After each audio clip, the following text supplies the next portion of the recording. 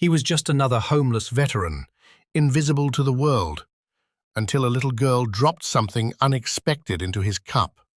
What she left behind wasn't just money. It was a message that would shatter his silence and change everything.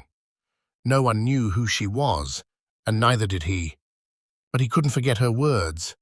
What happened next would not only transform his life, but inspire an entire city. Before we begin, don't forget to subscribe for more powerful, heart-touching stories. The winter wind bit through the streets of Boston as people hurried past, scarves pulled tight and hands buried deep in their coat pockets. Amid the rush of hurried boots and indifferent glances, a man sat silently on the corner of Tremont and Park. His grey beard was matted, his hands calloused and cracked, and his old military jacket, faded and worn, was his only armor against the cold. His name was James Jimmy Hawthorne. To the world, he was just another homeless man. But once, Jimmy had been a soldier, a decorated army medic who had saved dozens during the Gulf War. He never talked about it, though, not to the people who tossed a few coins into his cup, and certainly not to the ones who pretended he wasn't there at all. He sat there daily, holding a small cardboard sign. Veteran, cold, hungry, anything helps. God bless. Some days, he made enough for a coffee and a sandwich. Most days, he didn't. But on this particular morning, something changed. As Jimmy sipped the last of his lukewarm coffee, a small figure approached. A young girl, maybe 8 or 9, wearing a bright yellow coat and pink earmuffs. She walked slowly, deliberately, her mother a few feet behind her, watching carefully. She knelt in front of Jimmy, her big brown eyes locking with his tired blue ones. Then she reached into her pocket and dropped something into his styrofoam cup.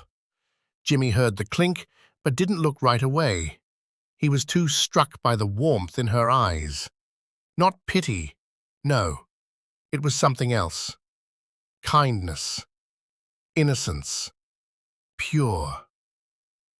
"Thank you, sweetheart," he said softly. The girl smiled. "My daddy says we should help people who wore the uniform." Before he could say another word, she stood and skipped back to her mother. Jimmy finally looked down into the cup. It wasn't a coin. It was a small, crumpled note, and folded around it, a $100 bill. His heart stopped. He looked up, wanting to call out, but they were already turning the corner. Jimmy's hands trembled as he unfolded the paper. In a child's messy handwriting it read, "Thank you for being brave. This is from my piggy bank. I hope it helps. Lily." For a moment, Jimmy couldn't breathe. The edges of his vision blurred, not from the cold, but from something warmer than he'd felt in years, hope. That night, instead of using the money for food or shelter, Jimmy made a choice. He walked several blocks to the only place that still felt sacred to him, the Boston Veterans Resource Center. The center was a place he used to avoid, too proud, too lost. But tonight, with Lily's note in his pocket, he found the courage to push through the doors. An older woman behind the counter looked up. Over the next few weeks, Jimmy's life began to change. He got a shower, a warm bed, and counseling. The VA helped him start paperwork for housing and back pay he'd never claimed. They gave him new clothes, boots that fit, and even connected him with a job program for veterans. But it was more than services, it was dignity. Every day, Jimmy read Lily's note. He kept it folded in his pocket like a badge of honor. One morning, while sipping hot coffee at the center, he asked one of the volunteers, "Do you know how I can find someone?" The young man raised an eyebrow. "Who you looking for?" "A little girl. Her name's Lily. Her dad's a veteran too, I think. She gave me this." He handed over the note and pointed to the back of the bill, which had a faint stamp, "Pinecrest Elementary School Holiday Fair." The volunteer smiled. That's a lead. A week later, Jimmy stood nervously outside Pinecrest Elementary. He hadn't been in a school in over 40 years. The principal had arranged something special after hearing his story. Inside the gymnasium, a group of second graders were assembling crafts for their school's Kindness Week project. At the center of it all was a table with drawings, letters, and small packages addressed to local shelters and nursing homes. And there she was.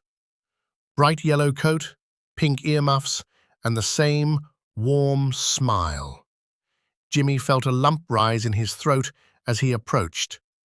"Lily?" he said gently. She looked up, blinking. "Yes?" He knelt down, slowly, carefully, reaching into his coat. "I'm Jimmy. You gave me this." He handed her the folded note and $100 bill. "It changed my life." Her eyes widened. "You found help?" He smiled, tears glistening. "Because of you I did. You reminded me I still matter." Her mother, standing nearby, watched with tears in her own eyes as Jimmy pulled something else from his coat pocket. It was a hand-carved wooden angel, small, simple, beautiful. "I made this for you, to thank you."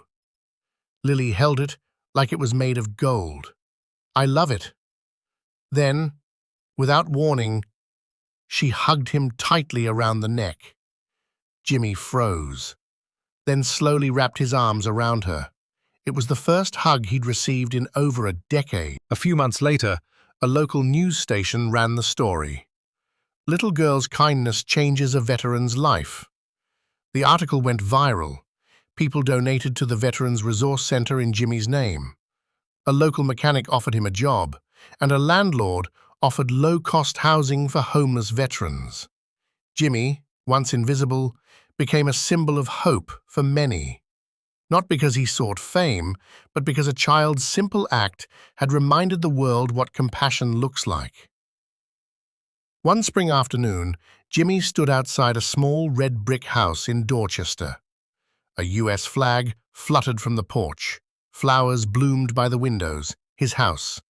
Inside, the table held a framed photo of Lily and him from the school visit, right next to a copy of the note she'd written. He looked at it every morning. Some days, he still struggled. Memories haunted him.